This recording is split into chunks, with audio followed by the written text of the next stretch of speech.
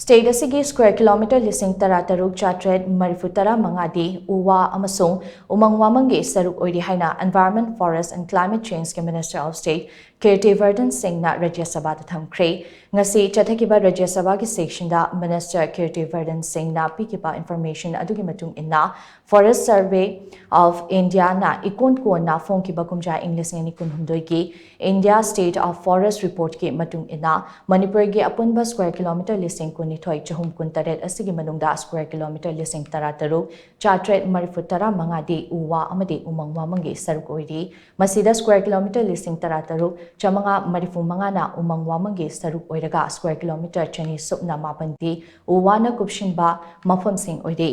kumjai English ani subna kunmatoida phongkiba India State of Forest Report ta India State of Forest Report ka changdam nabada lebagasigi forest cover ki area se square kilometer lishing ama chambri nifu manga rom hengalakli leibagasida asangaman ge saruk hengalaknabage pandamda lenga asina tongan scheme kaya paikhatli masigi manungda National Mission for a Green India Integrated Development of Wildlife Habitats amade Compensatory Afforestation Fund Management and Planning Authority hairibasing asi panbiyai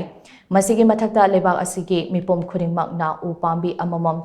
thanabagi pandamda mamang chehi gi June thada Prime Minister Narendra Modi na ek per ma ke naam haina mingthonba campaign amasu haudopa laikhre haina Minister Kirti Vardhan Singh ki information asina makhatari